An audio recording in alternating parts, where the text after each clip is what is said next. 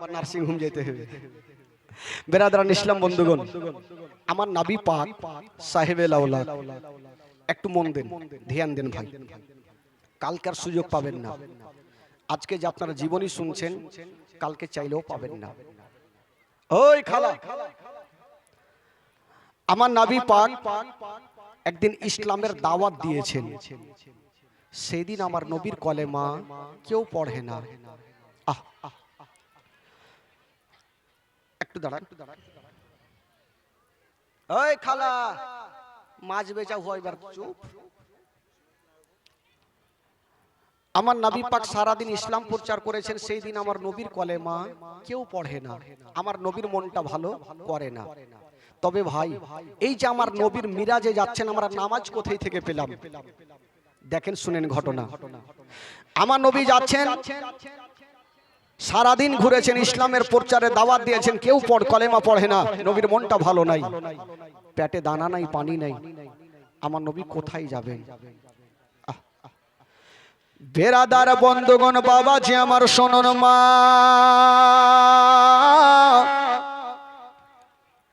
আমার নবী সেই দিন সারাদিন ঘুরেছেন, ইসলামের দাওয়াত দিয়েছেন। বাবা, আমার নবীর কলেমা কেউ পড়ে না, আমার নবীর মনটা ভালো করে না। আমার নবী ভাবছেন, আল্লাহ আজকে আমি বাড়ি যাব না, এই জন্য যাব না। আজকে যদি আমি বাড়ি যাই, আমার মা নাই যে মা বুকখানে জড়িয়ে ধরে সান্ত্বনা দেবে। আমার বাবা নেই, বাবা বুকখানে জড়িয়ে ধরে সান্ত্বনা দেবে। ও রব্বুল আলামিন গো, আমি আর বাড়ি যাব না। কোথায় যাবেন আমার নবী? বেরাদার বন্ধুরা, আমার নবীর একটা চাচাতো বোন ছিল, যার নাম হলো বাবা ও কি বলে উম্মে হানি। ওই উম্মে হানির গেটে দাঁড়িয়ে গেল। যেমন দাঁড়িয়েছেন বাবা, বলছেন দরওয়াজা খটখট করে আওয়াজ দিয়েছেন। যেমনই আওয়াজ দিয়েছেন, উম্মে হানি দরওয়াজা খুলেছেন বাবা। আর যেমনই দরওয়াজা খুলেছেন মা, দেখছেন আমার দয়ার নবী মুস্তাফা দাঁড়িয়ে আছে।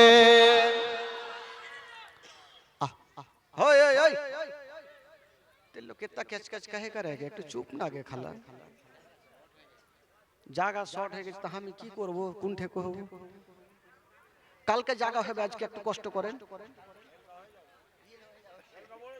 কালকে জায়গা হয়ে যাবে। এই কানে যদি আওয়াজ আসে না, মানে ধ্যানটা একটু আলাদা দিকে চলে যায়। কেউ কথা বলবেন না, শুধু জীবনী শুনেন না, কত শুনবেন শুনেন। আজকে উম্মে হানি চিন্তা করছেন, আল্লাহ যাকে নিমন্ত্রণ দিয়ে পাওয়া যায় না, আজকে বিনা নিমন্ত্রণ দিয়ে আমার নবী আমার বাড়ির বারান্দায়। যেমনই দাঁড়িয়ে আছেন, দেখছেন উম্মে হানি আমার নবী দাঁড়িয়ে, কিন্তু আমার নবীর চোখ দিয়ে যেন ঝরঝর করে পানি ঝরে যাচ্ছে। উম্মে হানি বলেছিলেন, নবী গো, আপনি আমার বারান্দায় দাঁড়িয়ে, কিন্তু কেন আপনার চোখ দিয়ে পানি ঝরেছে বলুন? আমার নবী বলছেন, উম্মে হানি রে, যদি পারো তবে আজকে রাতটা আমি তোমার বাড়িতে আরাম করব। উম্মে হানি বলেছিলেন, নবী গো, আপনি হলেন শেষ জামানার নবী, আমার বাড়িতে থাকবেন, এতে কোনো বাধা নাই, আপনি যতদিন পারেন থাকতে পারেন। হায়রে দয়ার নবী মুস্তাফা, যেমনই বন্ধুরা উম্মে হানির ঘরে ঢুকে গেল, যেই নবী না হলে আসমান জমিন সৃষ্টি হতো না, যেই নবী না হলে পাহাড় পর্বত সৃষ্টি হতো না, ওই নবী পাক উম্মে হানির বাড়িতে ঢুকে গেল। আমার নবীর চোখ দিয়ে পানি দেখে উম্মে হানি বলছেন, ইয়া রাসূলুল্লাহ, চিন্তা করবেন না, আপনার জন্য আমি একখানা ভিআইপি বিছানা বিছিয়ে দিলাম। আমার নবী বিছানাতে বসে গেল, কিন্তু পেটের জ্বালাতে আমার নবী থাকতে পারে না। ক্ষুধা পিয়াসা। আমার নবী বলছেন উম্মে হানির একটু কাছে আসো বহিন। বলছেন নবী গো কি হইল? বলছেন ইয়া রাসূলুল্লাহ, ইয়া হাবিবাল্লাহ, নবী গো আজকে আপনাকে একটা কথা বলবো। বলল কি কথা? আমার নবী বলছেন উম্মে হানি রে, পরে কথা বলবে, তবে যদি তোমার বাড়িতে কিছু খাবার থাকে আমাকে দাও। উম্মে হানি বলেছিলেন ইয়া রাসূলুল্লাহ, ইয়া হাবিবাল্লাহ, নবী গো আমার বাড়িতে কোনো খাবার নাই, আর এমনই খাবার আছে যেই খাবার খানা আপনাকে দেওয়া যাবে না। কি আছে বহিন বলো? বলছেন ইয়া রাসূলুল্লাহ, আমার বাড়িতে শুকনা অর্ধেকটা জয়ের রুটি আছে। জয় বুঝলেন? অর্ধেকটা জয়ের রুটি আছে। আপনি হচ্ছেন দোজাহানের নবী, আপনাকে শুকনো রুটি খানা কেমন করে দিব? ইয়া রাসূলুল্লাহ আমি দিতে পারবো না। আমার নবী পেটে হাত দিয়ে বলছে বহিন রে, ওই শুকনা জয়ের রুটি খানা আমাকে দাও। হে মুসলমান বাবারা, একটু হাত দেন, দিলে আমার নবী কেমন কষ্ট করেছেন। উম্মে হানির হাতখানা ধরে বলছে বহিন রে, আজকে তুমি অর্ধেকটা রুটি আমাকে দাও। উম্মে হানি কানতে কানতে গেল, অর্ধেকটা রুটি নিয়ে আমার নবীকে দিয়েছেন। বাবা, আমার নবী অর্ধেকটা রুটি হাতে নিয়ে বলছে বহিন রে, তোমার বাড়িতে কি কোনো তরকারির ব্যবস্থা নেই? উম্মে হানি বলছেন নবী গো আমার বাড়িতে কোনো তরকারি নাই। বলছে উম্মে হানি রে, কোনো লবণের ব্যবস্থা নেই। উম্মে হানি গোটা লবণ দিয়েছে। আমার নবী বলছে উম্মে হানি রে, একটু তেল হবে না? বলছে নবী গো বলে লজ্জা দেবেন না, থাকলে আপনাকে বলতে হইতো না। হাই রে আমার নবী, ওই শুকনো জয়ের রুটি খানা বাবা ওই লবণে লাগাচ্ছেন বন্ধুরা, আরে বিসমিল্লাহ বলে শুকনো জয়ের রুটি খানা খাচ্ছেন গো। আরে চোখ দিয়ে চরচর করে পানি চলে যাচ্ছে। ভাগো ওই নবী মুস্তাফা শুকনো জয়ের রুটি খানা লবণে লবণে লাগায়া আমার নবীকে বিছানাতে পড়ে গেছে, চোখটা বন্ধ করে আছে। কিন্তু বেরাদার, যার দুনিয়াতে কেউ নাই তার আছে মহান আল্লাহ। আমার আল্লাহ বলছেন জিবরাইল আমি সব সহ্য করব, আমার নবী কষ্ট করবে আমি আল্লাহ সহ্য করব না।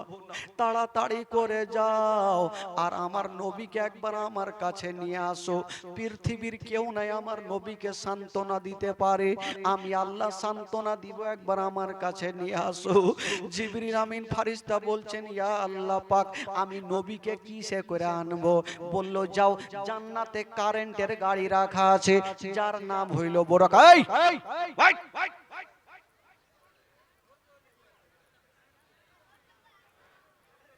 যার নাম হলো বোরাক। বাবা গো, জিবরাইল যেমনই বোরাকে গিয়েছেন, কি বলে জান্নাতে গিয়েছেন, দেখছেন হাজার হাজার বোরাক বাঁধা আছে, আর প্রত্যেকটা বোরাকের চোখ দিয়ে ঝরঝর করে পানি ঝরছে। জিবরাইল বলছে বোরাক রে তোমরা কাঁদছো কেন বলো? বোরাকগুলা উত্তর দিয়েছিলেন ও আল্লাহর ফারিস্তা জিবরাইল, আমরা জানি একদিন নবী বোরাকের পিঠে চেপে আল্লাহর কাছে যাবে, তাই আমাদের প্রত্যেকের মনের ধারণা নবী যেন আমার পিঠে চেপে যাই, তার জন্য আমি কাঁদছি। বাবা গো, জিবরাইল সব বোরাকে দেখছে, একটা বোরাকে দেখছে 1 বছর থেকে খাবার বন্ধ করে দিয়েছে। বাবা গো, শুয়ে আছে, কেঁদে কেঁদে চোখের কোণাতে ঘা হয়ে গেছে। বলছে বোরাক তুমি কাঁদছো কেন? বলে ও গো আল্লাহর ফারিস্তা জিবরাইল, তুমি আমাকে নিয়ে চলো, আমি আমার নবীকে পিঠে করে নিয়ে যাব। জিবরাইল আল্লাহর কাছে গিয়েছেন, আল্লাহ আমি কোনটা বোরাকে নেব? সব বোরাকের চোখ দিয়ে পানি। আমার আল্লাহ বলছেন জিবরাইল যাও, যে বোরাকটা সবচাইতে মহব্বতের কান্না কান্দে ওই বোরাকটাকে তুমি নিয়ে নাও। জিবরাইল চলে গেল, যেই বোরাকটা সবচাইতে মহব্বতের কান্না কাঁদছে ওই বোরাকটাকে নিয়ে বাবা উম্মে হানির বাড়িতে চলে আসলো। তবে একটা কথা আপনারা প্রশ্ন করতে পারেন মাওলানা তাফাজ্জুল, সেই দিন কি নবীর বাড়িতে জায়গা ছিল না? আর যদি ছিল, তবে উম্মে হানির বাড়িতে কেন গেল? আমার নবী জানে আজকে আমার মনটা ভালো নয়, আমার আল্লাহ ফারিস্তাকে পাঠাবে সান্ত্বনা দিতে। যদি আমার বাড়িতে আমি আরাম করি, তবে আমার বিনা পারমিশন ছাড়া আমার কাছে আসতে পারবে না ফারিস্তারা। আর উম্মে হানির বাড়িতে যদি আরাম করি, তবে কোনো পারমিশন লাগবে না। এই জন্য উম্মে হানির বাড়িতে আরাম করছে না। ওই জিবরাইল চলে আসলো না, বোরাকটাকে বাইরে রেখে দিয়া যেমনই ভিতরে গেছেন বাবা, আমার নবী বিছানাতে শুয়ে আছে, চোখটাকে বন্ধ করে আছেন। জিবরাইল ভাবছেন আল্লাহ, নবী তো আরাম করছেন, নবীকে জাগাবো কেমন করে?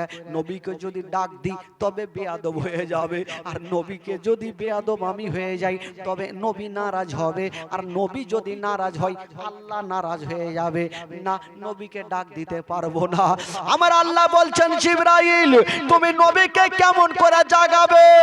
জিবরাইল বলছেন আল্লাহ গো, আমি কেমন করে জাগাবো আপনি একবার বলে দেন। বলে জিবরাইল বলো, তোমার ঠোঁটটাকে কি দিয়ে বানিয়েছি? বলে কফুর দিয়ে। কফুর হলো ঠান্ডা। জিবরাইল, তোমার দুইখানা ঠোঁট দিয়া আমার নবীর কদমে চুমা দিয়ে দাও। আমার নবীর কদমে চুমা দাও, আমার নবী ঠান্ডা পাবে, তখন নবীর ঘুমটা ভেঙে যাবে। ওই জিবরাইল ফারিস্তা আমার নবীর কদমে চুমা দিয়ে দিলেন বাবা। আর যেমনই চুমা দিয়েছেন, জিবরাইল চুমা দিয়ে সাইডে চলে গেছে। আমার নবী চোখটা খুলে দেখছে কেউ নাই।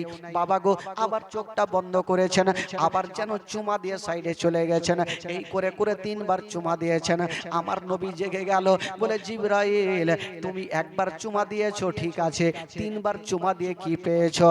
জিবরাইল বলছেন ইয়া রাসূলুল্লাহ, আমি তিনবার চুমা দিয়েছি, তবে নবী গো দুনিয়ার চিনিগুলা একই সঙ্গে মিশিয়ে দিয়া যতটা মিষ্টি হবে না, আপনার কদমে চুমা দিয়া তার থেকে বেশি মিষ্টি পেয়েছি। জোরে বলুন ইয়া রাসূলুল্লাহ, দুনিয়ার চিনিগুলো একসঙ্গে মিশিয়ে দিয়ে যতটা মিষ্টি হবে না, আপনার কদমকে চুমা দিয়ে তার থেকে বেশি মিষ্টি পেয়েছি। জোরে বলুন। তো আমার নবী বলছে জিবরাইল ঠিক আছে বলো, তুমি কেন এসো বলো। বলে ইয়া রাসূলুল্লাহ, আমি আপনাকে নিয়ে যেতে এসেছি, চলুন আমার সঙ্গে আল্লাহ পাকের কাছে। আমার নবী বলল ঠিক আছে জিবরাইল, আমি যাব। নবী আমার ওযু করলেন, ওযু করার পর বিছানাটা রাখলেন, আর বাইরে থেকে শিকলি লাগালেন। শিকলি বুঝলেন তো? শিকলি কি বলে আপনাদের ভাষায় ওটাকে? হাঞ্জির, জাঞ্জির। জাঞ্জিরটা লাগালেন। একটু ধ্যান দেন ভাই, ঘটনা কোন দিকে যাচ্ছে একটু ধ্যান দেন। জিঞ্জিরটা লাগালেন, ওযু করলেন, মানে ওযুর পানি গড়তে থাকলো, আর বিছানা রাখলেন, বিছানা গরম থাকলো। শিকলি বাইরে থেকে লাগালেন, শিকলিটা ঝুলতেই থাকলো। আমার নবী পৌঁছে গেছেন বোরাকের কাছে। তো জিবরাইলকে জিজ্ঞাসা করছেন, জিবরাইল ও ভাই, আমি তো বোরাকে যাব, তুমি কিসে যাবে? জিবরাইল বলছেন ইয়া রাসূলুল্লাহ, আমার কোনো কারেন্টের গাড়ি লাগে না। লাগে না তো তুমি কিসে যাবে? জিবরাইল বলছেন ইয়া রাসূলুল্লাহ, আমাকে আল্লাহ 300 খানা পড় দিয়েছে, আমি একবার যদি হিলিয়া দিই তবে কারেন্টের গাড়ির আগে আমার গাড়ি পৌঁছে যাবে। জোরে বলুন। তো আমার নবী বলছেন, ও জিবরাইল, তুমি কি তোমার পাওয়ার আমাকে দেখাচ্ছ? তুমি কি তোমার পাওয়ার দেখাচ্ছ? তবে আমার পাওয়ার শুনে নাও। আমার নবী বলছেন জিবরাইল শুনো, তোমার মতো 1000 জিবরিলের পাখা যদি একসঙ্গে সেট করে দেওয়া হয়, তবু এ মুস্তাফার গাড়ির সমান তোমার গাড়ি চলবে না। জোরে বলো। জিবরাইল বলছেন নবী গো আমি জানি, তবে একটু আপনার সাথে যাওয়ার অনুমতি দিবেন। বলে ঠিক আছে।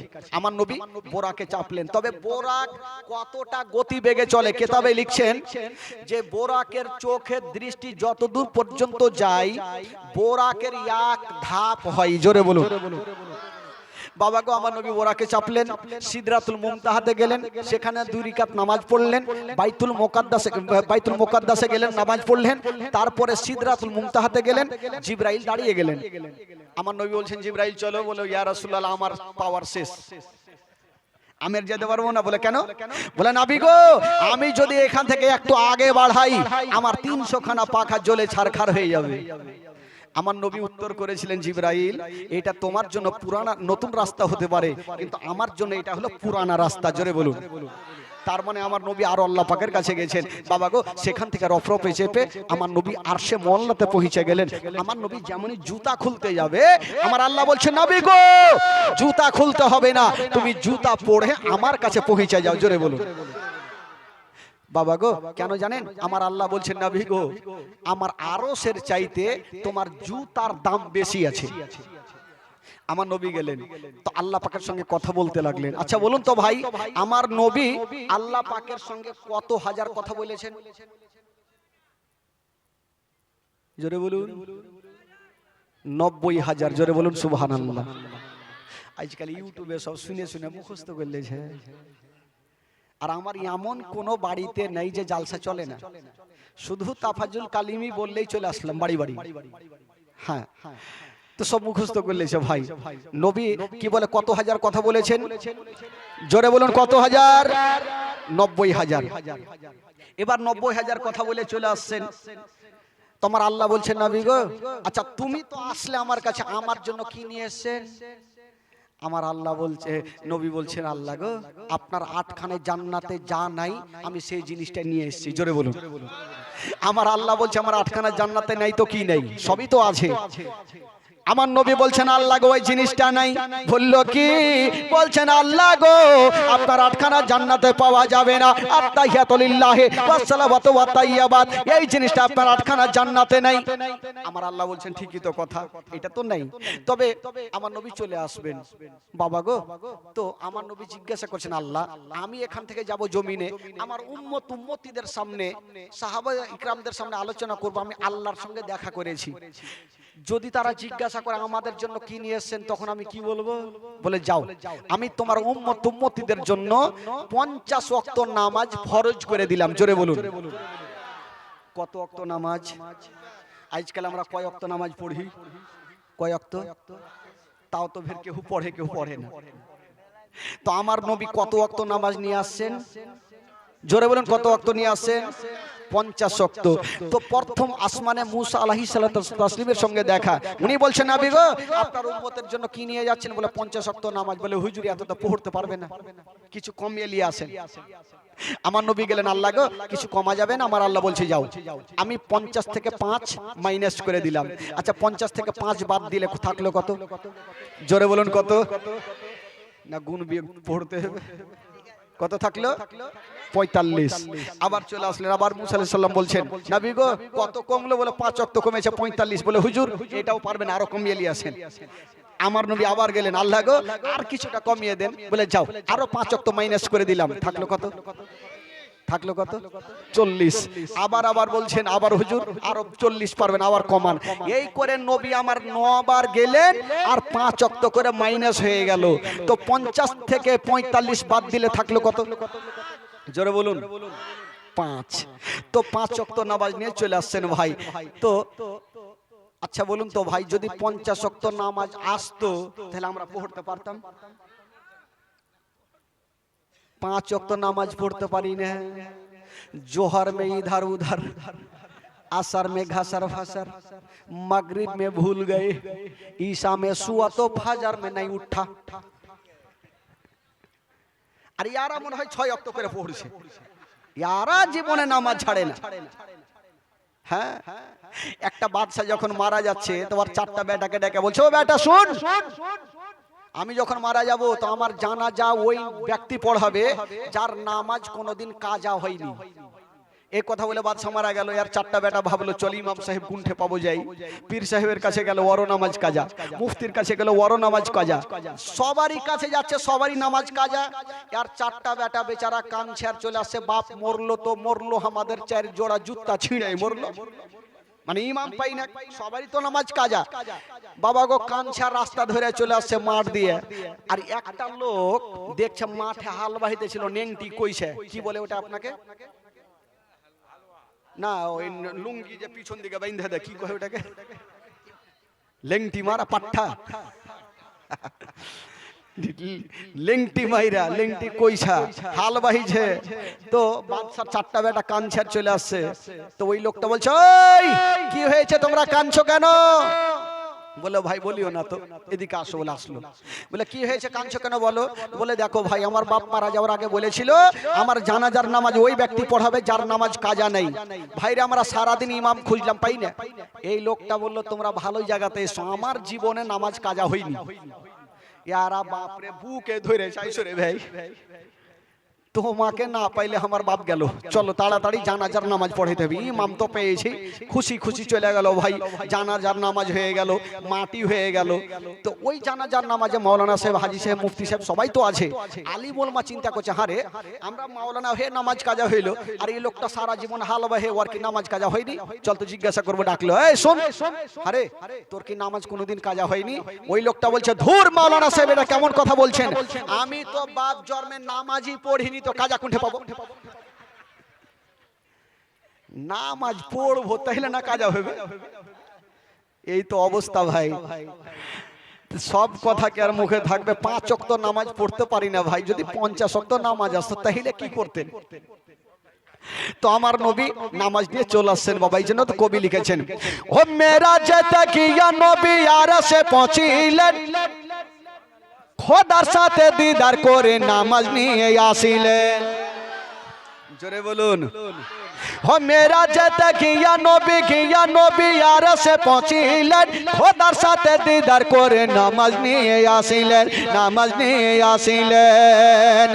মেরা যেতে গিয়া নবী আরশে পৌঁছিলেন, খোদার সাথে দিদার করে নামাজ নিয়ে আসিলেন।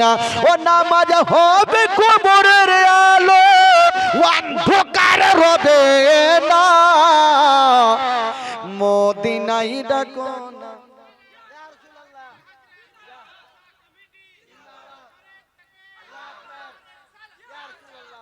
মদিনায় ডাকো না আকা, মদিনায় ডাকো না। মদিনাতে গেলে আমাদের কি হয়?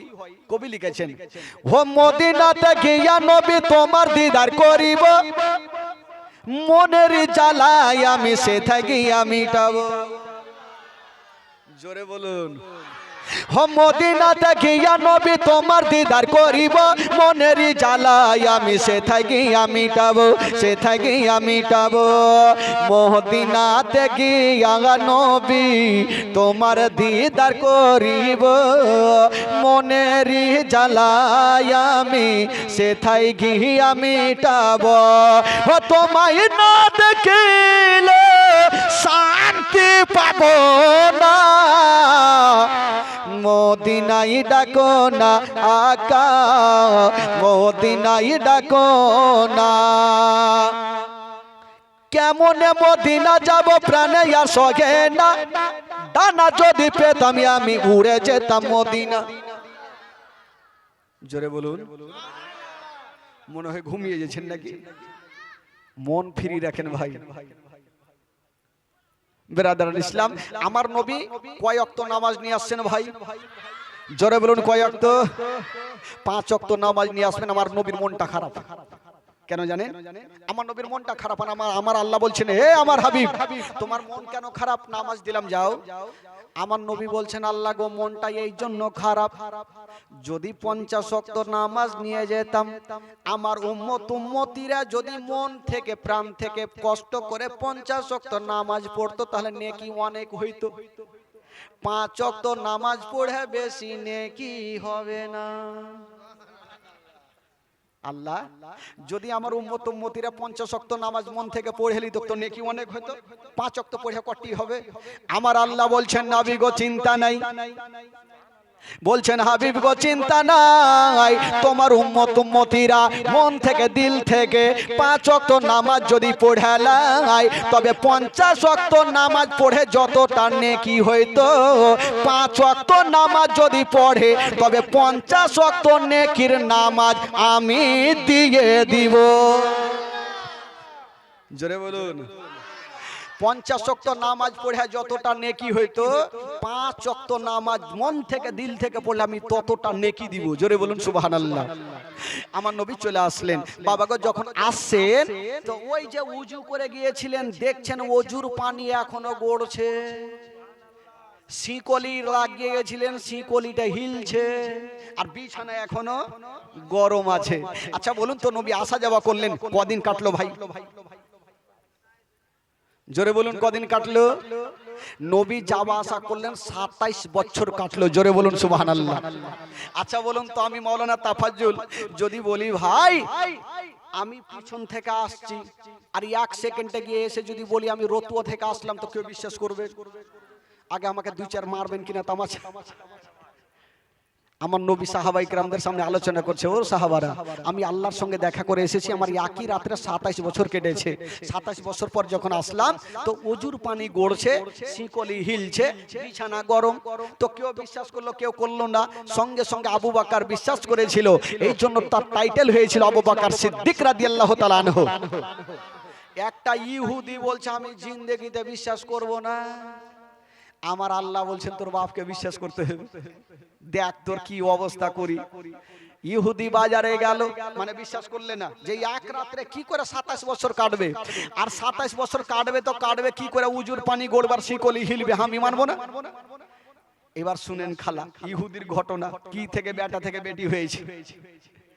ইহুদি বাজারে গেল আর একটা এত বড় মাছ কিনে নিল। আর বিবি কেসে বলছে, বিবি তুমি মাছটাকে সুন্দর করে রান্না করো। আর বিবি মাছটাকে নিয়েছে আর হাসুয়া নিয়েছে। কি বলছে? হাসুয়া না কি বলছে? হাসুয়া নিয়েছে আর মাছটাকে নিয়ে হাসুয়াতে লাগাচ্ছে। ইহুদি কিন্তু দেখছে আমার বিবি মাছ নিল, হাসুয়া নিল, মাছটা লাগিয়েছে, কাটতে শুরু করেনি। ইহুদি বাড়ি থেকে বেরিয়ে গেল গোসল করতে, বলে বিবি আমি গোসল করে আসি। বলে ঠিক আছে যাও। গেল, জামা কাপড় খুলে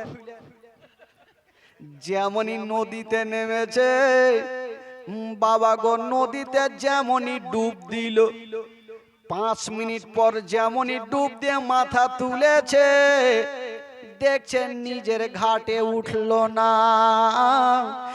একটা অন্য জায়গাতে উঠে গেল। আর কথা ছিল বেটা হয়েছে বেটি। আচ্ছা বলুন তো একটা বেটা যদি বেটি হয়ে যায় তো ভয় লাগবে কি লাগবে না ভাই? এত সুন্দরী বেটি হয়েছে বলার নাই, দেখতে হাইরে সুন্দর, কিন্তু জামা নাই কাপড় নাই। চিন্তা করছে আল্লাহ কি দেখলাম, ছিলাম বেটা হয়ে গেলাম বেটি, এ কি স্বপ্ন দেখছি নাকি? মারছে মাথাতে কিল। স্বপ্ন যদি দিকে ঘুমটা ভাঙবে না, ই তো স্বপ্ন দেখে না, সত্যি ঘটছে। যাক এবার কোন দিকে যাবে চিন্তা করছেন, কোন দিকে যাব না যাব। বাবা গো ওই নদীতে ভাসছে, এত সুন্দর মেয়ে ভাসছে, আর একটা বাদশাহ বাবা ওই নৌকা নিয়ে চলে আসছে। বাদশাহ দেখছে এত নদীতে সুন্দরী মেয়ে কোথায় থেকে, জামা কাপড় দিল আর জাহাজে তুলে নিল। এত সুন্দরী মেয়ে বাবা গো বাড়ি নিয়ে গেল। ইহুদি বলে না, ও গো বাদশাহ আমি ছিলাম বেটা হয়েছি বেটি। এই কথা বলে ওর কথাকে বিশ্বাস করবে? এই জন্য আর বলে না। তো বাদশাহ বলে এত সুন্দরী মেয়েকে আর ছাড়বো কেমন করে, বিয়ে করিনি, বিয়ে করলিও। বিয়ে করলো ভাই, 1 বছর কাটলো, একটা সন্তানের মা হইল। 2 বছর কাটলো, 2টা সন্তানের মা হইল। এই করে করে 7 বছর কাটলো, 7টা সন্তানের মা হইল। ইহুদি কিন্তু কোনোদিন কথা বলে না যে আমি ছিলাম বেটা হয়েছি বেটি। যদি বলি তাহলে মাইর খাইতে হবে, এটা কোন কথা কইছিস? কিন্তু ইহুদি মনে মনে ভাবছে যে আমার বিবি হয়তো বাইচা নাই, 7 বছর ধরে বিবি আর বাইচা থাকে, হয় অন্য জায়গাতে বিয়ে করলেছে না হলে মরে গেছে। তো যাকে ইহুদি 7 বছর পর চিন্তা করছে, বাদশাকে বলছে হুজুর স্বামী গো। বলে কি হলো? বলে অনেক দিন থেকে গোসল করিনি নদীতে, একটু গোসল করে আসছি। বলে যাও। ওই সুন্দরী মেয়ে গেল গোসল করতে, যেমনই জামা রেখে নদীতে ডুব দিয়েছে গো, যেমনই ডুব দিয়ে মাথা তুলছে ওই যে 7 বছর আগে নিজের ঘাটে বেটা হয়ে ডুব দিয়ে বেটি হয়ে উঠেছিল, আজকে 7 বছর বয়সে বেটি হয়ে ডুব দিয়েছে, নিজের ঘাটে বেটা হয়ে উঠিল। এই চিন্তা করছে ব্যাপার খারাপ, ছিলাম বেটা হয়ে গেলাম বেটি, বেটি ছিলাম বেটা হয়ে গেলাম। এই চিন্তা করছে, ভাবছে স্বপ্ন দেখছি না কি দেখছি, না স্বপ্ন তো না, এই সত্যি ঘটনা ঘটছে। এবার ইহুদি চিন্তা করছে যে 7 বছর পর তো আসলাম, জামা পাবো কোথায়, কাপড় কুণ্ঠে পাবো, নিজের ঘাতে তো উঠেছি, কাপড় কুণ্ঠে পাবো, দেখি নদী থেকে একটু সাইডে তো যাই। যেমনই নদী থেকে ওপরে উঠছে, দুই নয়নে দেখছে 7 বছর আগে যে নিজের জামাগুলা ঘাটে রেখে ডুব দিয়েছিল, আজকে 7 বছর পর উঠে দেখছে এত ঝড় বৃষ্টি হয়েছে, কিছু হয়নি, যেমন ভাবে রেখেছিল তেমন ভাবে ধরা আছে। ইহুদি চিন্তা করছে ব্যাপার খিরে ভাই, কি আমি দেখছি এগুলো, যাকে জামা তো পেয়েছে, জামা পরিধান তো করলে, এবার বাড়ি যেতে কিন্তু ভয় করছে যে যাব বিবি হয়তো সাহার লিয়ে ভাগাইবে। 7 বছর কুণ্ঠে ছিলি কোহা, উত্তর দিতে পারবো না, আর হয়তো আমার বিবি বাইচাও নেই, যাই দেখি আগে গেল।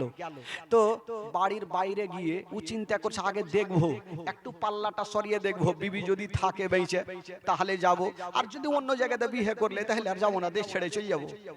তো আগে দেখি পাল্লাটা সরিয়ে, যেমনই পাল্লাটা সরিয়ে চোখে দেখছে গো 7 বছর আগে যে বিবিকে মাছটা দিয়েছিল আর হাসুয়াতে লাগিয়েছিল, এখন 7 বছর পরে যেমন দরওয়াজা খুলে দেখছে মাছটা কাটা হয়নি, এখনো হাসুয়াতে লাগিয়া ধরা আছে। ইহুদি চিন্তা করছে হয়তো এটা অন্য মাছ হইতে পারে, গেল আস্তে আস্তে কাঁপছে আর যাইছে, বিবিকে দেখে কিন্তু সবারই ভয় আছে ভাই জীবনে, হ্যাঁ সবারই ভয় আছে, যত হাড্ডা কাড্ডা হোক না কেন বিবির কাছে গেলে হইতেই হবে দুর্বল, তো বিবির কাছে যাইতে ভয় করছে, হয়তো মায়ের খেতে হবে, গেল গিয়ে বলছে ও বিবি, রহিমের মা তোমার মাছ কাটা হয়নি। ওয়ার বিবি হাসুয়ারে মাছ রেখে দিয়া হাসুয়া লিয়ে উঠেছে, তোকে কাইটাই শেষ করবে বলে, কেন বলে তুমি গোসল করলা না বাহির থেকে চলে এলা। ই চিন্তা করছে আগে মা কে, আরে পাগলিতে क्या बोले है, গোসল করলে না চলে এলা, বলে হ্যাঁ তুমি গোসল করলে না চলে এলা, তুমি তো এক্ষুনি গেলে আর বাইরে থেকে চলে আসলে। ও বলছে বিবির একটু কাছে আসো, তোমাকে একটা ঘটনা শুনাই। বলে কি হইলো, বলে বিবি রে তোমাকে মাছটা দিয়ে নদীতে গেলাম, ডুব দিলাম, একটা অন্য ঘাটে সুন্দরী বেটি হয়ে উঠলাম, তুই তো তোর নাক চেপটি তোর থেকে ভালো ছিল। বিবির মন মিজাজ খারাপ হইবে কি হবে না, বলে তুই তো চেপটি তোর থেকে ভালো ছিল, তুই তো পচি তোর থেকে ভালো ছিল। বিবি রে এবার বেটি হয়ে উঠেছিলাম, একটা বাচ্চা নিয়ে গেল, আমাকে বিবাহ করলো, 1 বছর করে করে 7টা বছর কাটলো, 7টা সন্তানের মা হইলাম, আবার ওই ঘাটে ডুব দিলাম, নিজের ঘাটে বেটা হয়ে উঠলাম, তোমার সামনে দাঁড়িয়ে আছি। বিবি বলছে স্বামী গো হয়তো তোমাকে কোন মারাত্মক জিন ভূতে ধরেছে। কে বিশ্বাস করবে? ও যদি বলে যে আমার 7 বছর 7টা সন্তান হলো, বিশ্বাস করবে? বিবি বাইরে থেকে তালাটা বন্ধ করে দিয়েছে, আমার স্বামীকে জিন ভূতে ধরেছে, ঝাড়তে হবে। ওঝা গুনির কাছে গেল, এবারে একটা ওঝা গুনিকে ডেকে আনলো। ওঝা গুনিকে যখন সমস্ত ঘটনা শুনলো, বললো ও মেরে তোমার স্বামীকে মারাত্মক জিন ভূতে ধরেছে, একটা জিঞ্জির লিয়ে টাইট করে বাঁধো। বাবা গো জিঞ্জির লিয়ে গাছে গাছে বাঁধেছে, আর ওই বাবা গো ওঝা গুনি একটা নিমের গাছে চাপলো, নিমের পাতা পেড়েছে, আর যেন ছু ছু ছু ভূত ভাগাইছে। আর ওকে ভূত থাকবে তাহলে না ভাগবে, ও কিন্তু আসল ঘটনা বলছে, কিন্তু ওর কথা কেউ বিশ্বাস করে না। কেমন করে বিশ্বাস করবে? তুই যে নবীর কথা বিশ্বাস করিস নি, কেমন করে তোর বিশ্বাস করবে? তুই তো নবীর কথা বিশ্বাস করলি না। ও যুবক বন্ধুরা, ইহুদির কথা বিশ্বাস করে না, বাবা ভূত ঝাড়াচ্ছে কিন্তু ভাগে না। বিবি বলছে ও গো ওঝা গুনি এইভাবে ভাগবে না, ইয়াকে জুতা শুঙাও। নবীকে বিশ্বাস করবি না, জুতা শুঙাও। ই বলছে বিবিরে ছেড়ে দাও, যা বলছি সত্যি ঘটনা। এবার ইহুদির কথা যখন বিশ্বাস করে না, ইহুদির সঙ্গে সঙ্গে আমার নবীর কথা স্মরণ হয়ে গেল। ইহুদে বলছে বিবিরে দেরি করো না, তাড়াতাড়ি করে আমাকে নিয়ে চলো, আমি নবীর কথা বিশ্বাস করিনি, তার জন্য এই ঘটনা আমার ঘটিয়াছে, আমাকে নবীর কাছে নিয়ে চলো। বাবা গো, বিবি সাহেবা দেরি করলেন না, আমার নবীর কাছে নিয়ে গেল। যেমনই নবীর দরবারে যেতে নাই, ইহুদি সমস্ত ঘটনা বলেছেন। বাবা গো, ইহুদি বলছেন ইয়া রাসূলুল্লাহ, আমি আবু জেলের কথা শুনবো না, উতবা সাইবার কথা শুনবো না, আবু লাহাবের কথা শুনবো না। ইয়া রাসূলুল্লাহ, আপনি আমাকে কলেমা পড়াইয়া দিন। আমার নবী মুস্তাফা ওই ইহুদিকে মধুমাখা কলমা শরীফ পড়াইয়া দিলেন। লা ইলাহা ইল্লাল্লাহ, জোরে লা ইলাহা লা ইলাহা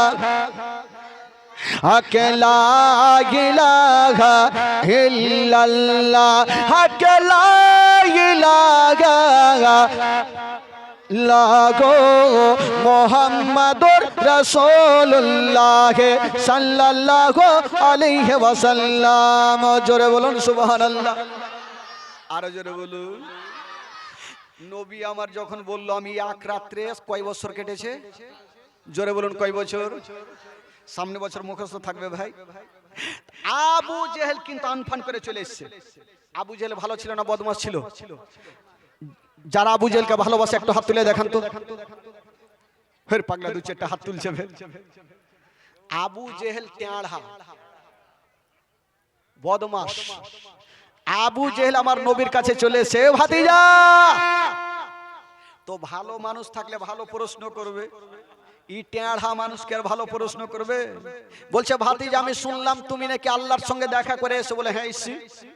বলে ভাতিজা তোমাকে কয়েকটা প্রশ্ন করব, উত্তর যদি দিতে পারো তাহলে তোমার কলমা পড়ে আমি মুসলমান হব, আর যদি না পারো প্রশ্নের উত্তর দিতে তবে তোমাকে জিন্দা রাখবো না। আমার নবী বলেছিলেন চাচা আজকে একটা প্রশ্ন কেন, হাজার হাজার যদি প্রশ্ন করো এ মুস্তাফা উত্তর দিয়ে দিবে। জোরে বলুন, আরো জোরে বলুন। আবু জেহেল কি প্রশ্ন করেছিল? টেঁড়া তো টেঁড়াই আছে, ভালো প্রশ্ন ধরে করবে। আবু জেহেল বলল ভাতিজা আচ্ছা বলো তুমি তো বাইতুল মুকাদ্দাসের নামাজ পড়েছো? বলে হ্যাঁ পড়েছি।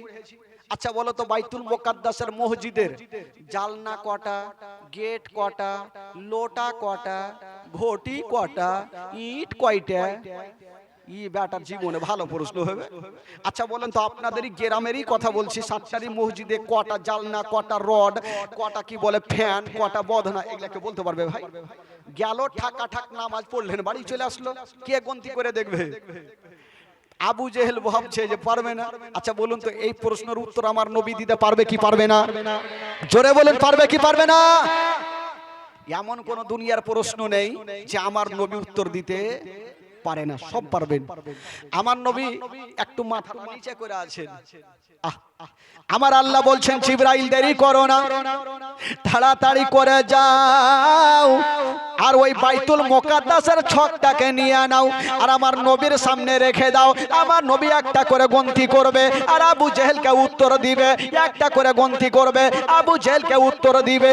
বাবা গো, জিবরিল আমিন ফেরেশতা সা করে হাজির হয়ে গেল, বাইতুল মুকাদ্দাসের ছকটাকে নিয়ে আমার নবীর সামনে রেখে দিয়েছেন। ইয়া রাসূলুল্লাহ, ইয়া হাবিবাল্লাহ, নবী গো আপনি চিন্তা করবেন না, এই যে এখান থেকে গন্তি করুন আর আপনার চাচাকে উত্তর দিয়ে দেন। বাবা গো, আমার নবী একটা করে গন্তি করে, আবু জেহেলকে উত্তর দেয়, একটা করে গন্তি করে, আবু জেহেলকে উত্তর দেয়। আবু জেহেল বলল আমি মানবো না। বলে কেন? যদি বলি যে একটা বকরির কয়খান রুং আছে, আপনি বলবেন 5000। যদি বিশ্বাস না করি তো গয়না দেখে নাও। হু বেটা নিজেই তো জানে না। বলছে না ভাতিজা এটা মানা হবে না। বলে আচ্ছা এবার আর কি প্রশ্ন বলো? বলে ভাতিজার একটা প্রশ্ন করব। বলে বলো।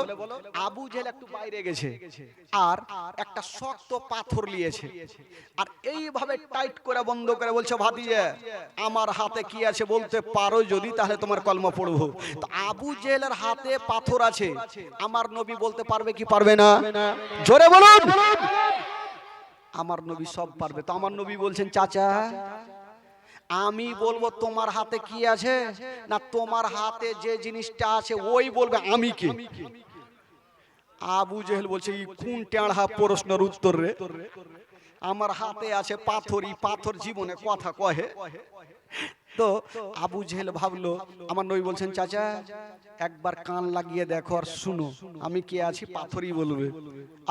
আবু জেহেল হাত লাগাবে। কবি লিখেছেন বাবা, আমার নবীজির সম্মান আল্লাহ আল্লাহ, আমার নবীজির সম্মান আল্লাহ আল্লাহ, আল্লাহ আল্লাহ বলো জি আল্লাহ আল্লাহ, আল্লাহ আল্লাহ বলো জি আল্লাহ আল্লাহ, আমার নবীজির সম্মান আল্লাহ আল্লাহ।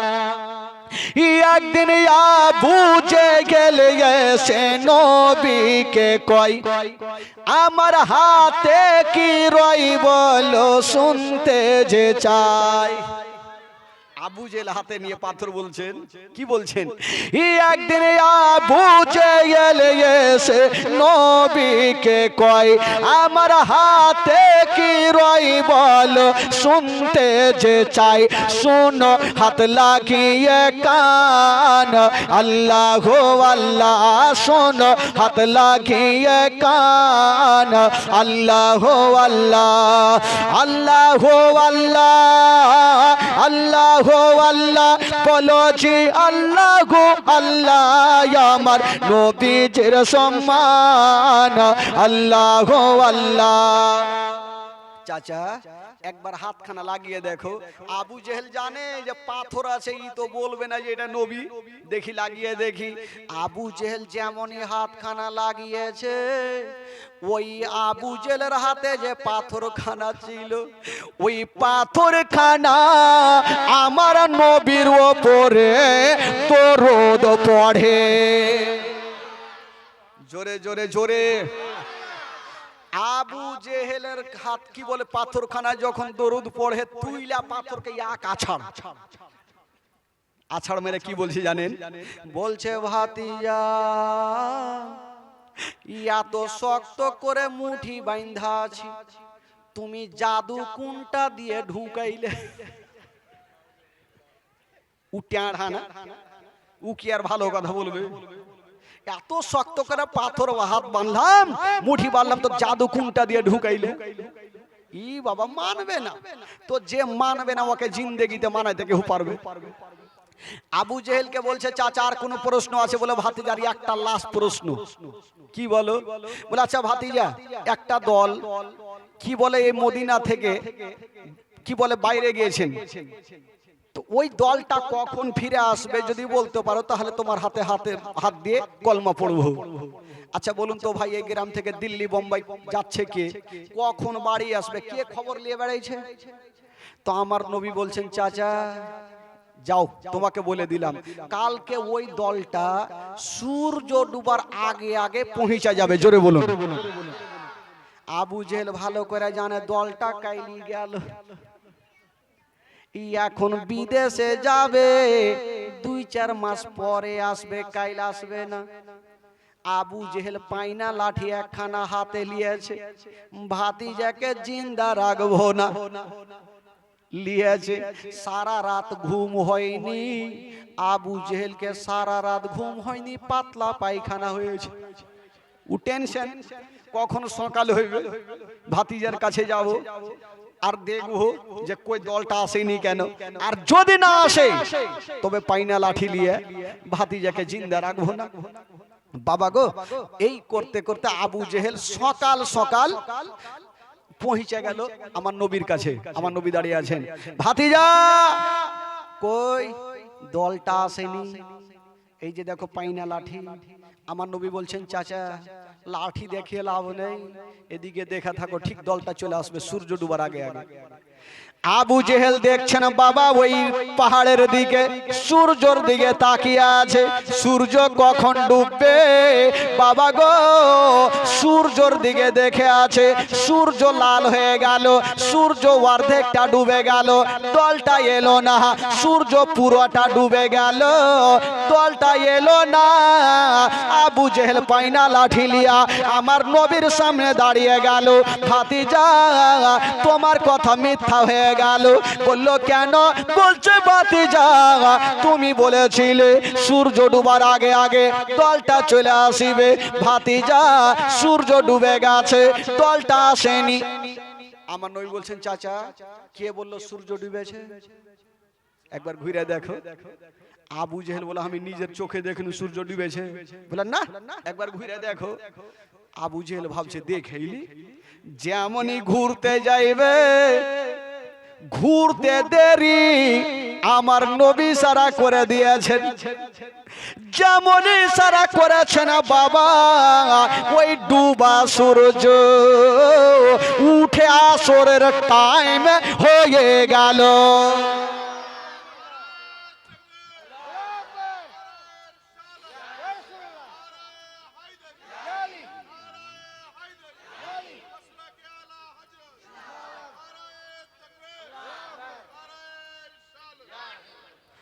সূর্য উঠে আসরের টাইম। আবু জেহেল বলছে ভাতিজা দুনিয়াতে তোমার জাদু চলছে, আজকে বুঝে গেলাম আসমানে ওফের জাদু চলছে।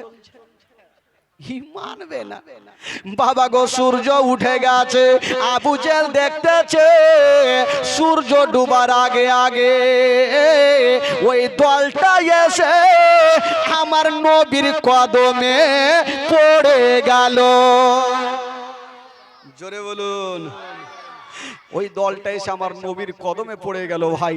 আর যেমনই পড়ে গেল আবু জেহেলকে আমার নবী বলছে ভাতিজা চাচা, বলে কি হলো বাছা? বলে চাচা এবার কলমা পড়ে হেলাও। বলে ভাতিজা পড়তাম কিন্তু আর পড়বো না, আজকে বুঝে গেলাম তোমার জাদু আসমানের সূর্যতেও চলে।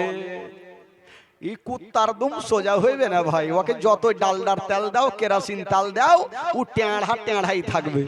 বেরাদারান ইসলাম বন্ধুগণ বাবাজি, রাত্রি 12টা হলে এবার শেষ করতে হবে ভাই, বাড়ি যেতে। বুঝতে পারছেন ইঞ্জিল তো বুঝতে পারছেন, ইঞ্জিল টাইট। আপনারা ভাবছেন যে আমরা তো চলছি কিন্তু আমার ধক ধক করছে ইঞ্জিল, কখন বাহাতে হাত দুয়া হবে বুঝতে পারছেন। জবরদস্ত নিব না, চাদর পাঠাবো আর চাদরে যা দিবেন দিবেন, চাদরে দিবেন। খালা টাকা নিয়ে সব তো দিয়ে দেছো গাইল। হ্যাঁ হ্যাঁ লিয়েছে আমার খালারা লিয়েছে। আর কমিটি ভাইকে বলবো আপনার সিলনিগুলো এখানে একটু রাখেন, লালচ মালচ হইলে থাকবে সব। হ্যাঁ দিয়েছে লক্ষ্মীর ভান্ডার দিয়েছে, কালকে তো সবই দিয়েছে, টাকা বহুত দিয়েছে। তবে টাকা তুলবো না, চাদর নিয়ে যাচ্ছে কমিটি খালারা। চুপচাপ ঘুরেন যেন কেউ হট্টগোল না হয়। এদিকে বক্তব্য চলবে আর ওদিকে কাজে চলবে, মানে দুই দিকে ঘটনা যেন চলতে থাকে ভাই। বেরাদার বন্ধুগণ একবার জোরে সোরে দুরূদ পাক পড়ুন, গোটা মাজমা পড়ুন। আল্লাহুম্মা আমার ভালো মদিনাতে না গেলে মনে শান্তি হবে না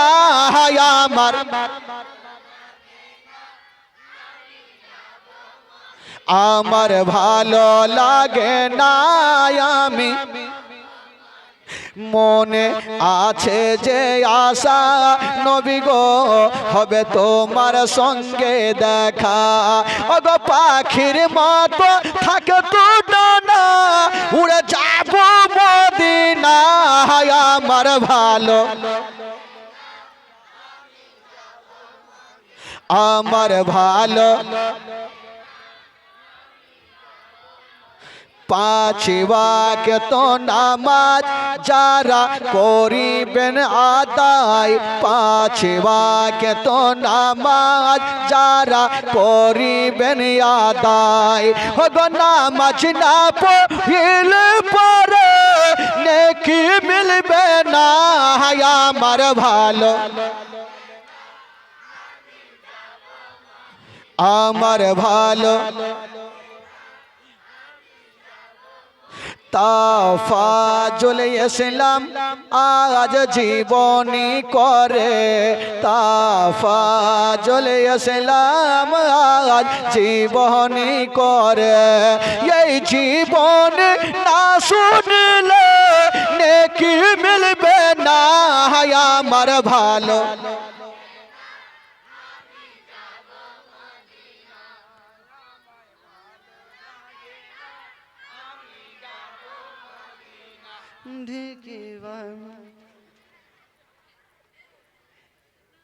আজকে এতগুলো ভাই চাচা থেকে আর এরকম আওয়াজ হবে। এই যে শিরনি দেখছেন, যদি কেউ শিরনি ছেড়া বাড়ি যায় ওকে গ্যারান্টি পাতলা পায়খানা হইবে। ভুল করে যাবেন না, আর যাই কেউ আর যাবে না। বেরাদারান ইসলাম বন্ধুগণ, শিরনি নিয়ে যাবেন ভাই। হ্যাঁ, তবে ও ভোজপুরি একটা বলতে বলেছিলাম, বলে দিই, তারপরে একটা দুঃখের বায়ান তুলবো ভাই। চিন্তা নাই, জীবনীর শেষ নাই, আরো যদি 5 দিন বলি জীবনী শেষ হবে না।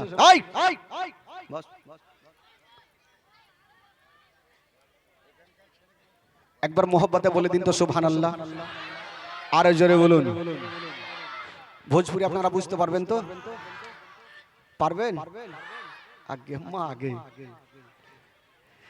कैसे पहनो रे ये कफनवा मोर नैयाल छूटल जाए। भोजपुरी सभी तो सुनेছেন, এবার ভোজপুরি শুনেন। कैसे पहनो रे ये कफनवा मोर नैयाल छूटल जाए। कैसे पहनो रे ये कफनवा मोर नैयाल छूटल जाए।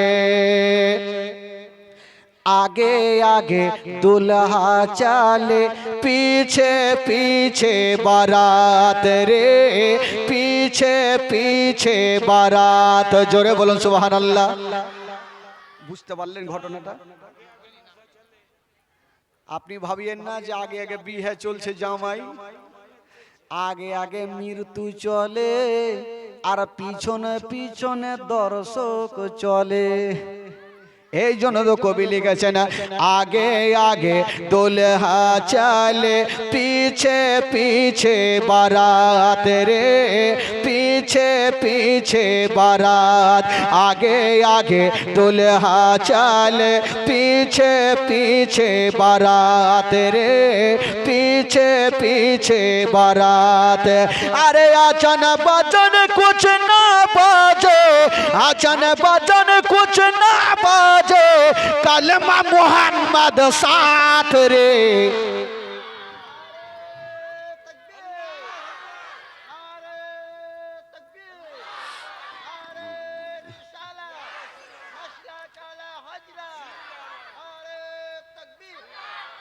कैसे पहनो रे ये कफनवा मोर नैयाल छूटल जाए। कवि लिखेছেন, काचा बांस का खाटो खटाए सन पटवा का डोर रे, सन पटवा का डोर। सन पटवा बुझलेन तो? বুঝলেন কে কইছে? না সবাই বুঝেছেন। কাঁচা বাঁশ কা খাটো খাটায়ে सन पटवा का डोर, सन पटवा का डोर। अरे भाई भतीजा सब कोई मिलकर, भाई भतीजा सब कोई मिलकर कस के बांधे डोरे। कैसे पहनो रे ये कफनवा मोर नैयाल छूटल जाए। कैसे पहनो रे ये कफनवा मोर नैयाल छूटल जाए। जोरे बोलুন সুবহানাল্লাহ।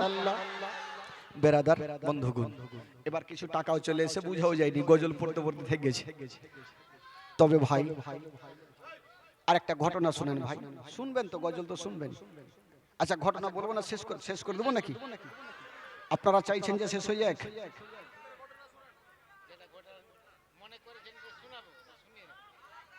একবার মোহব্বতে বলে দিন তাহলে সুবহানাল্লাহ।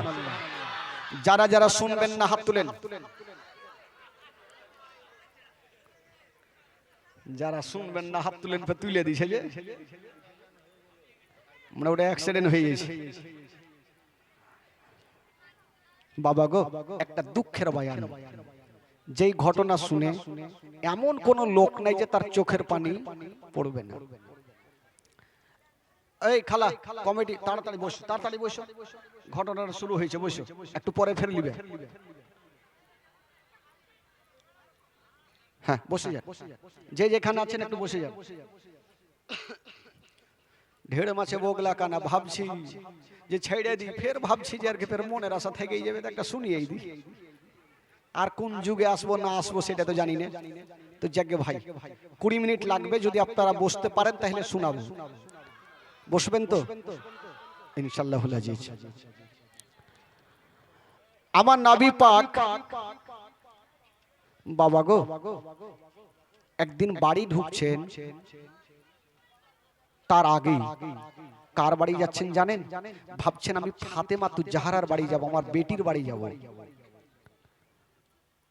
মা একটু ধ্যান দেন, যেমনই আমার নবী যাচ্ছেন ওইদিকে ফাতেমা তু জাহরার সামনে দোনো বেটা ইমাম হাসান হোসেন একটা প্রশ্ন করছেন, মা মা গো আমরা দুদিন থেকে অনাহারে, মা পেটে আমাদের দানা নাই, এত গরিব ফাতেমা, মা গো কিছু খাবার দাও মা। আহ ফাতেমা কানতে কানতে বলছেন, বেটারা চিন্তা করো না, আজকে দিতে পারলাম না কালকে দিব।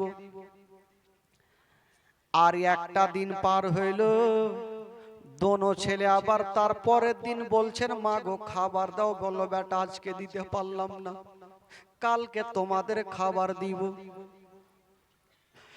বাবা গো ওই দোনো ছেলে মার কাছে থাকলেন না, কারণ মা আমার খাবার দিতে পারবে না। কানতে কানতে দোনো ছেলে জঙ্গলের দিকে চলে গেল। যেমনই জঙ্গলের দিকে যেতে নাই, আমার নবী এক পা দুই পা করে বাড়ি ঢুকে গেল। ওই চুপ না গে। যেমনই বাড়ি ঢুকেছেন বাবা, আমার নবী বলছেন, ফাতেমা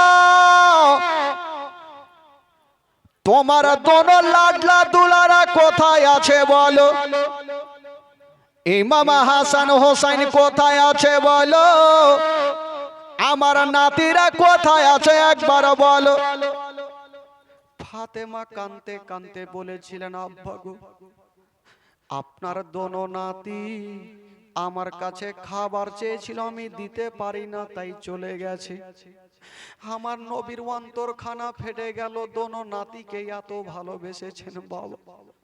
বলছেন, ফাতেমা তুমি চিন্তা করো না রে মা, তোমার বাড়িতে কি খাবার নেই?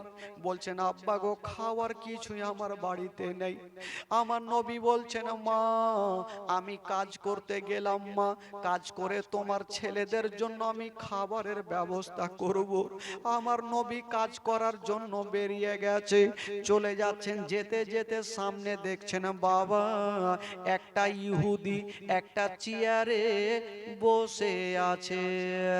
যেমনই বসে আছে বাবা, হায়রে আমার নবী মুস্তাফা বাবা ইহুদির সামনে গিয়ে দাঁড়িয়ে গেছে। ইহুদি চিনতে পারলো, কারণ নবীকে সবাই মক্কা নগরে আলামিন বলে জানতো। ওই ইহুদি বলতে লাগলো, ওগো আলামিন আচ্ছা বলো তুমি কেন আমার কাছে এসেছো? আমার নবী বলছে, ভাই রে আমি কোনো কাজ কাম খুঁজে বেড়াচ্ছি, আচ্ছা বলো তোমার কোনো কাজ কাম আছে কি না? ইহুদি মনে মনে ভাবলো, আজকে নবীকে এত কষ্ট দিব গো, নবী যেন আর কোনোদিন ইসলাম প্রচার না করে। ওই ইহুদি বলল, ওগো আলামিন আমার বাড়িতে একটা কাজ আছে, যে কাজটা তুমি কোনোদিন করতে পারবে না। আমার নবী বলেছিল, কি কাজ বলো? তোমার বাড়ি বাড়িতে কি কাজ আছে বলো মা গো। ও যুবক বন্ধুরা, ও গো সোনা বাড়িকেরা, শুনুন বাবা গো, কলেজা খানা ফেটে যাবে। ইহুদি বলছেন, ও গো আলামিন, ওই যে আমার ফুলের বাগান, আমি তোমাকে বালতি রশ্মি দিব, তুমি কুয়া থেকে পানি তুলবে আর আমার ফুলের গাছে তুমি দেবে। জয় বালতি পানি তুলবে, এক বালতির বিনিময়ে তোমাকে 3টা করে খেজুর দেব। আমার এই চুপ না রে বাবা, একটু দাঁড়া বাবা, একটু দাঁড়াও। তোমাকে 3টা করে খেজুর দেব। হায় রে আমার নবীর মনের ধারণা, আমি 10 বালতি পানি তুলব আর আমি 30টা খেজুর নিয়ে আমার দোনো নাতিকে দেব। বিসমিল্লাহ বলে খেজুর খানা খাবে, আমার দোনো নাতির মনটা শান্তি হবে। আমার নবী বলছে, ভাই ঠিক আছে, তোমার কাজ আমি করব, তবে তোমার বালতি রশ্মি আমাকে দিয়া দাও। মা গো, আমার নবী বালতি রশ্মি নিয়েছে, বালতিতে রশ্মি খানা বেঁধে দিয়া যেমনই কুয়াতে নামিয়েছে, একটা বালতি পানি তুলেছে, আমার নবীর হাত 2খানা লাল হয়ে গেল। বাবা গো, আমার নবী ভাবছেন, আল্লাহ আমার যতই কষ্ট হোক না কেন, আমার দোনো নাতিকে আমি কষ্ট দেব না।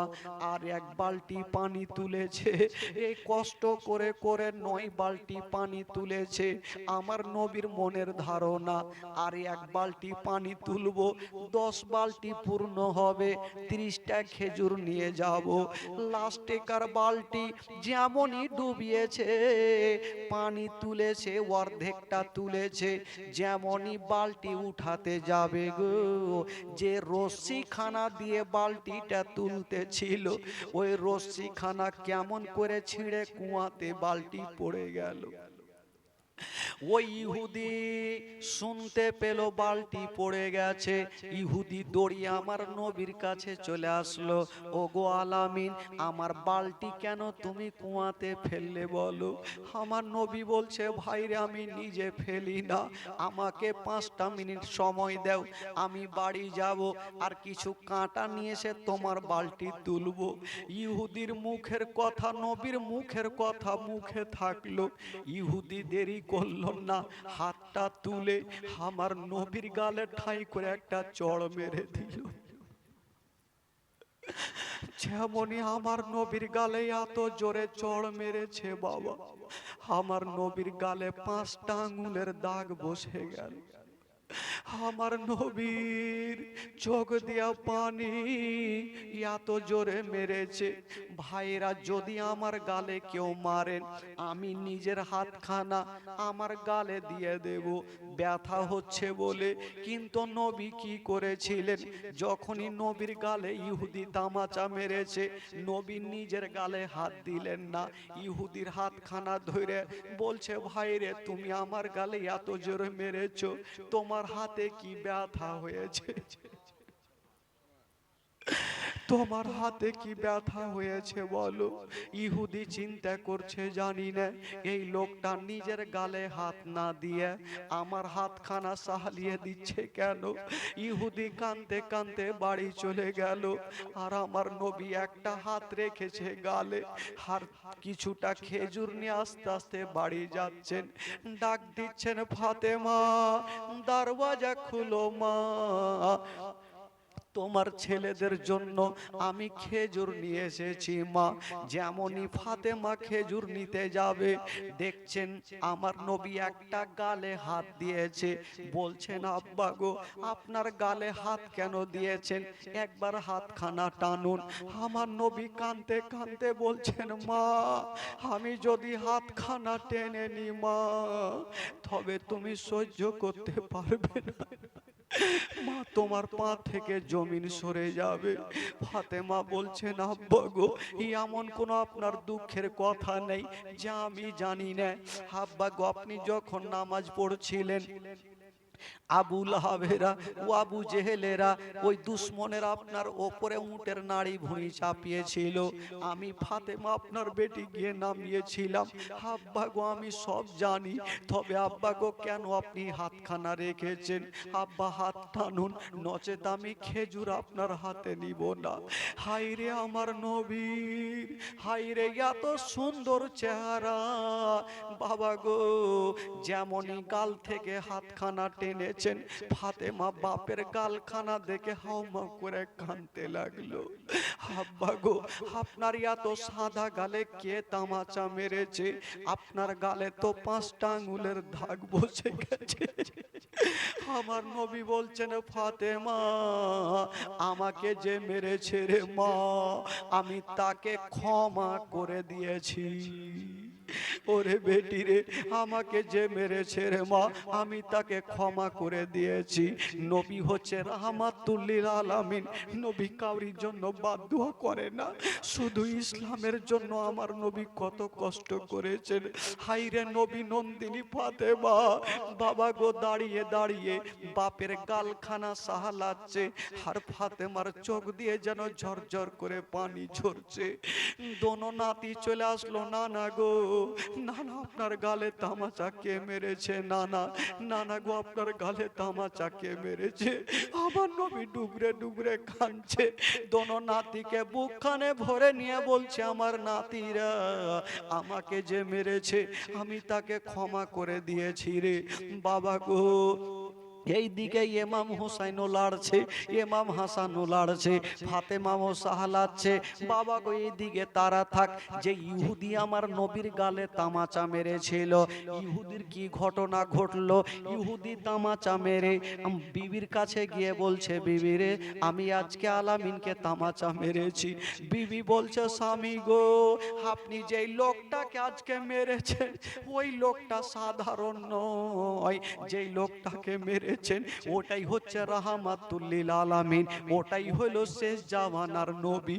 আর ওই নবীর গালে কেমন করে তামাচা মারলে গো? ইহুদি মাথায় হাত দিয়েছে, জানি না, আমি বুঝে গেলাম উনি হবে শেষ জামানার নবী। ইহুদি বলল, বিবিরে আমি অন্যায় করে দিয়েছি, আমি কোনো মডলের কাছে বিচার নিয়ে যাব না, কোনো কাউরি কাছে যাব না। ইহুদি ঘর থেকে একখানা হাসুয়া বার করেছে, বিবিরে আমার বিচার আমি নিজেই করব। ওই ইহুদি হাসুয়া বার করে বাবা যেই হাত দিয়ে আমার নবীর গালে তামাচা মেরেছিল, ওই ইহুদি নিজের হাতে নিজের হাতখানা কেটে ফেললো। বাবা গো, হাতখানা কেটে নিয়েছে, হাতখানা হাতে কাটা হাত নিয়ে বলল, বিবির আমাকে নবীর কাছে নিয়ে চলো, আমি নবীর দরবারে গিয়ে একটু ক্ষমা চাইবো, কারণ নবীর দরবারে ক্ষমা চাইবো। বিবি সাহেবা সঙ্গে সঙ্গে নিয়ে গেল স্বামীকে। বাবা গো, ইহুদি যাওয়ার পরে বলছেন, ইয়া রাসূলুল্লাহ, ইয়া হাবিবাল্লাহ, নবী গো আমাকে ক্ষমা করে দেন, তবে ইয়া রাসূলুল্লাহ আমি আপনার হাত আপনার গালে তামাচা মেরেছিলাম, নবী গো আমার কষ্ট আমি সহ্য করে নিয়েছি, আমার হাতখানা আমি কেটে ফেলেছি। বলল, ইয়া রাসূলুল্লাহ আপনি দেরি করবেন না, আপনার মধুমাখা শরীফ কলমা শরীফ আমাকে পড়িয়ে দেন। বাবা গো, ইহুদি নবীর কলেমা পড়ে নিয়েছে সঙ্গে সঙ্গে। আর নবী আমার বলছে, একটু কাছে আসো। যেমনই কাছে আসিল, আমার নবী নিজের থুথু মোবারকা নিয়া ইহুদির কাটা হাতে লাগালো। যেমনই কাটা হাতে লাগালো, সঙ্গে সঙ্গে ইহুদির কাটা হাত ভালো হইলো। ইহুদির কাটা হাত ভালো হয়ে গেল। বেরাদার বন্ধুরা, এই করে করে আমার নবী কত কষ্ট করেছেন। আমার নবী যত কষ্ট করেছেন বাবা, তত ইসলাম আগে বেড়ে গিয়েছেন। ও যুবক বন্ধুরা, ও ভাইরা, বাবারা, যখন ইহুদি কালেমা পড়ে মুসলমান হইল, এই কথাটা আবু জেহেলের কানে পৌঁছে গেল। আবু জেহেল ভাবলো, যদি ভাতিজাকে একাই পাই তবে জিন্দা রাখবো না। বাবা গো, সুযোগ পেয়ে গেল। একদিন আমার দয়ার নবী মুস্তাফা পাহাড়ের ওপরে 2 রাকাত নামাজ আদায় করছিলেন। আবু জেহেল ওই রাস্তা ধরে যেতে যেতে আমার নবীকে দেখে ফেললেন। আবু জেহেল চিন্তা করলো আজকে নবীকে পাথর মেরে দিব, এত জোরে পাথর মারবো নবী আর জিন্দা থাকবে না। বাবা গো, ওই একখানা শক্ত পাথর নিয়ে যেমনই চালাতে যাবে, আবু জেহেল চিন্তা করছে নবী তো কোনো দোষ করেনি, কেন নবীকে পাথর মারব, এই কথা ভাবতেছে। মাথায় শয়তানি চেপে গেল, এই সুযোগ আর পাওয়া যাবে না। বাবা গো, ওই শক্ত পাথরখানা আমার নবীকে নিশানা করে এত জোরে চালিয়ে দিয়েছে বাবা, ওই পাথরখানা গিয়ে লাগবি তো লাগ, আমার নবীর হাতে লাগলো না, পায়ে লাগলো না। বাবা গো, ওই পাথরখানা গিয়া আমার নবীর কপালে লেগে গেল। যেমনই কপালে লেগে গেছে বাবা গো, কপাল ফেটে গিয়ে যেন রক্তাক্ত শুরু হয়ে গেল, কপাল ফেটে গিয়ে রক্তাক্ত শুরু হয়ে গেল। নবী আমার মা বলে যেন জমিনে পড়ে গেছে। যেমনই মা বলে পড়ে গেছে, মার কথা স্মরণ হয়ে গেল। আমার নবী ভাবছেন আল্লাহ গো, আজকে যদি আমার মা বেঁচে থাকতো তবে কাটা জায়গাতে একটু কাপড় পুড়িয়ে লাগিয়ে দিত, একটু আরাম পেয়ে যেতাম। আমার আব্বা যদি থাকতো, আমার আব্বা আমাকে ডক্টরের বাড়ি যেত, একটু আরাম পেয়ে যেতাম। বাবা গো, আমার নবী বলছেন আল্লাহ আমি বাড়ি যাব না। ওই রক্তাক্ত অবস্থায় আমার নবী এক পা 2 পা করে হাঁটছেন, কোন দিকে যাচ্ছেন গো? আমার নবী কাবা ঘরে গিয়া যেন সঙ্গে সঙ্গে সাজদাতে পড়ে গেলেন, সাজদাতে পড়ে গেছেন বাবা। কিন্তু বেরাদার যেই সমাতে আবু জেহেল আমার নবীকে পাথর মেরেছিল বাবা গো, নবীর একটা চাচিমা, যার কি বলে যে হলো আমিরে হামজার বিবি, উনি দেখে ফেলেছিল, বাড়িতে কাঁদছে। আমিরে হামজা তীর ধনুক নিয়ে যেমনই বাবা বাড়ি ঢুকবে গো, দেখছে বিবির চোখে পানি, বললো বিবি রে, আচ্ছা বলো তুমি কাঁদছো কেন? বললো স্বামী গো, আমাকে কেউ অন্যায় করেনি, কেউ আমাকে কষ্ট দেয়নি, কারণ আমার ভাতিজাকে, যাকে মক্কা নগরে সবাই আলামিন বলে জানে, যিনি হলো শেষ জামানার নবী, আমরাও জানি, ওই নবীকে এত আবু জেহেল পাথর মেরেছে, নবীর কপাল ফাটিয়ে দিয়েছে, মাথা ফাটিয়ে দিয়েছে, তার এতটা চাচা থাকতে বদলা নিতে পারলো না। এই কথা বলতে নাই, আমির হামজা তখন কলমা পড়ে নাই। আমির হামজা বলেছিল বিবি চিন্তা করো না যে আবু জেহেল আমার নবীকে পাথর মেরেছে, যতক্ষণ পর্যন্ত আবু জেহেলের আমি মাথা ফাটিয়ে না দেব ততক্ষণ বাড়ি ফিরে আসবো না। বাবা গো, ওই আমার আবুল কি বলে আমিরে হামজা তীর ধনুক নিয়ে বেরিয়ে গেল। যেমনই বেরিয়েছেন বাবা, আমিরে হামজার সামনে যদি 10টা লোক দাঁড়িয়ে থাকে তবে ভয়ে দাঁড়িয়ে থাকতে পারবে না, এত শক্তিশালী ছিল বাবা। ওইদিকে আবু জেহেল মিটিং বসিয়ে দিয়েছে, নিজের লোকজনকে বলছে আজকে নবীকে এত জোরে মেরেছে, নবী আর কোনোদিন ইসলাম প্রচার করবে না, হয়তো নবী বেঁচে নাই, কথা চলছে। আর আমিরে হামজা তীর ধনুক নিয়ে আবু জেহেলের সামনে হাজির হয়ে গেল। আচ্ছা বলো আমার ভাতিজাকে কেটা মেরেছে? কেউ কোনো কথা বলে না, কেউ কোনো কথা বলে না। লাস্টের সময় আবু জেহেল বলল আমি মেরেছি। যেমন এই কথা বলতে নাই, হাতে ছিল তীরখানা, নিশানা করে দিয়েছে বাবা গো, আর নিশানা করে চালিয়ে দিল তীরখানা। আবু জেহেলের মাথাতে লাগলো, মাথা ফেটে গেল। আর ওই রক্ত মাখা তীরখানা আমিরে হামজা টেনে যেন বাড়ি থেকে বেরিয়ে চলে যাচ্ছে। আবু জেহেলের দলবল বলছেন ওগো আমার মালিক, আপনাকে মেরে যাবে, আমরা কি চুপচাপ দেখবো? একবার অনুমতি দেন, আমিরে হামজার মাথা কেটে আপনার পায়ের নিচে ফেলবো। বলল না যেতে দাও। বলল কেন যেতে দিব? আবু জেহেল বলতে লাগলো শোনো, আমিও কলমা পড়িনি আর আমিরে হামজাও কলমা পড়ে না, আমি যেই দলের লোক আমিরে হামজাও সেই দলের লোক। আজকে যদি তার উপরে অত্যাচার করি তবে উনিও নবীর কলমা পড়ে নিবে, এই জন্য তাকে যেতে দাও। ওই আমিরে হামজা ওই রক্ত মাখা তীরখানা নিয়া যেমনই কাবা ঘরে ঢুকে গেছেন, দেখছেন আমার নবীর সাজদাতে মাথাটা রেখে কাঁদছেন, ইয়া রাব্বি হাবলি উম্মতি, ইয়া রাব্বি হাবলি উম্মতি, উম্মতি উম্মতি বলে কাঁদছে, উম্মতের জন্য দোয়া চাইছে। বাবা গো, ওই নবী মুস্তাফা যেমনই সাজদাতে পড়ে আছেন, আমির হামজা বলছে ভাতিজা একবার মাথাটা তুলো। আমার নবী মাথাটা তুলে বলছেন কে আছো গো? আমার মা নেই, বাবা নেই, আমার চাচারও কেউ নেই। কারণ আমার চাচারা থাকতে আমাকে আবু জেহেল পাথর মেরে চলে গেল। আমি আর বাড়ি যাব না। আমির হামজা বলছে, ভাতিজা চিন্তা করো না, তোমাকে যে মেরেছে আমি তার মাথা ফাটিয়ে দিয়েছি, এই যে তো রক্ত মাখা তীরখানা। আমার নবী বলেছিলেন, চাচা গো, আপনি যে আজকে মারপিট করতে আমার জন্য গিয়েছিলেন, যদি আপনাকে আবু জেহেল মেরে দিত তবে আপনি জান্নাত পেতেন না। বলল কেন? বলে এই জন্য পেতেন না, কারণ আপনিও কলমা পড়ে নাই আর আবু জেহেলও কলমা পড়ে নাই। আপনি যেই দলের লোক, আবু জেহেলও সেই দলের লোক। চাচা আমির হামজা বলছেন, ভাতিজা চলো তোমাকে নিয়ে যাব। বলল চাচা আমি যাব না। বলল কেন? বলল চাচা গো, আমি যেতে পারি, তবে একটা শর্ত আছে। কি শর্ত?